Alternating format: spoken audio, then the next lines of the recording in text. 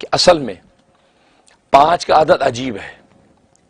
5 کے عدد میں ایک عجیب کمال اللہ تبارک و تعالی نے رکھا ہے کہ اس 5 کے عدد کو اگر 5 کے ساتھ ملٹیپلائی کریں، ضرب کریں، تو یہ جتنی بھی لمبی رقم ہوتی چلی جائے یہ اس کا آخری عدد 5 ہی رہتا ہے. یہ 5 کبھی فنا نہیں ہوتا. 5 کو 5 سے ضرب دے کتنے بن گئے؟ 25. 5 اس میں موجود. اب 25 کو 5 سے ضرب دیں 125. 5 موجود. 125 کو 5 سے ضرب دیں آخر میں 5 موجود.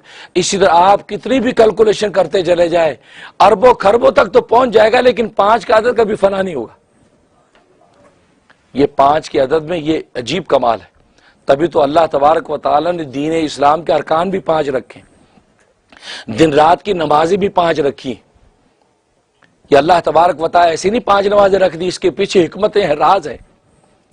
ارکان اسلام 5 رکھے، اس کے پیچھے راز ہیں کہ 5 کا عدد ایسا ہے، ایسا کمال کسی دوسرے عدد میں موجود نہیں ہے. 5 کے اندر موجود ہے. 5 کا عدد فنا نہیں ہوتا. یہ اس بات کی طرف اشارہ ہے کہ یہ جو اوصاف متقین کے 5 ذکر کیے جا رہے ہیں، ان 5 میں سے بھی ایک بھی عدد کبھی فنا نہیں ہوگا. اگر یہ واقع متقین اور تقوی والے ہیں، یہ واقعتاً دیانتداری کے ساتھ تقوی کے مقام پر فائز ہیں، تو ان کے جو 5 اوصاف ہیں یہ ان کے مرتے دم تک قائم و دائم رہیں گے. یہ ہمیشہ غیب پر ایمان رکھیں گے، ہمیشہ نماز کی پابندی کریں گے، ہمیشہ اللہ کے راستے میں صدقات دیں گے، ہمیشہ یہ تیرے پر آنے والی وحی اور تیرے سے پہلے والوں کی وحی پر ایمان رکھیں گے، اور ہمیشہ آخرت کے ایمان پر قائم رہیں گے. یہ کبھی ایسا نہیں ہوگا کہ ان کے 5 اوصاف میں سے ایک کی نفی کرنے لگ جائیں، 5 میں سے 2 کی نفی کرنے لگ جائیں، بلکہ یہ 5 پر قائم رہیں گے. جیسے 5 کا عدد ہمیشہ اس ضرب کرتے جاؤ تو قائم رہتا ہے، ایسے ان کے اوصاف مرتے دم تک قائم رہیں گے. یہ واقع سچے اور پکے متقی ہیں. اس لیے 5 کا عدد ذکر فرمایا. اور ارکان اسلام بھی 5 ذکر کر کے اشارہ کر دیا کہ یہ دین اسلام اب قیامت تک قائم رہنے والا ہے. یہ دین اسلام اب قیامت تک فنا ہونے والا نہیں. اب اس دین کے بعد اب کوئی دین آنے والا نہیں.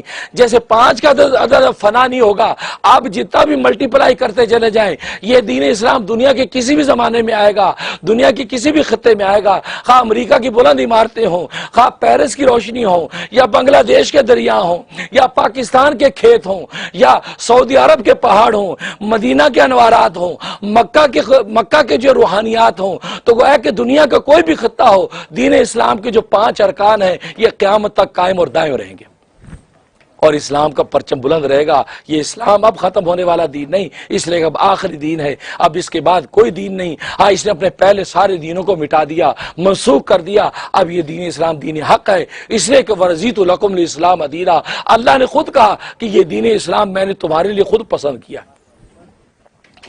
اور بادشاہوں کی بادشاہ کی پسند تو وہ پسندوں کی بادشاہ ہوتی.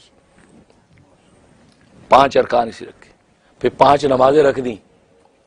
5 نمازیں رکھی اس لیے کہ آپ جانتے ہیں کہ نماز اصل عبادت حقیقت میں نماز ہی ہے، اور نمازیں بھی 5 رکھی، اور اشارہ کر دیا کہ یہ نماز کسی سے معاف ہونے والی نہیں. روزہ معاف ہو سکتا ہے، زکوٰۃ معاف ہو سکتی ہے، حج معاف ہو سکتا ہے، لیکن نماز کسی سے معاف نہیں. نماز ہر ایک کے سر پر قائم و دائم رہے گی. غریب آدمی ہے اس پر زکوٰۃ معاف ہو جائے گی، اگر کمزور بوڑھا ہے اور بیمار ہے اس پر روزہ معاف ہو جائے گا، اگر کوئی مفلس ہے اس پر حج معاف ہو جائے گا. لیکن نماز کسی پر معاف ہونے والی نہیں. نماز امیر پر بھی ہوگی، غریب پر بھی ہوگی، معذور پر بھی ہوگی، بیمار پر بھی ہوگی، صحت مند پر بھی ہوگی، مرد پر بھی ہوگی، عورت پر بھی ہوگی، ہر عاقل بالغ پر ہوگی. یہاں تک کہ کھڑے ہو کے نہیں پڑھ سکتے ہو تو بیٹھ کر پڑھ دو، بیٹھ کے نہیں پڑھ سکتے لیٹ کر پڑھ دو. جیسے 5 کا عدد اب ختم نہیں ہوگا، اب نماز کی فرضیت تمہارے سر سے کبھی ختم نہیں ہو سکتی. تم سب کو نماز پڑھنی ہے، اور نماز کی پوچھ تم نے ہونی. تو 5 نمازیں رکھ کے یہ اشارہ کر دیا کہ نماز اب کسی کو معاف نہیں.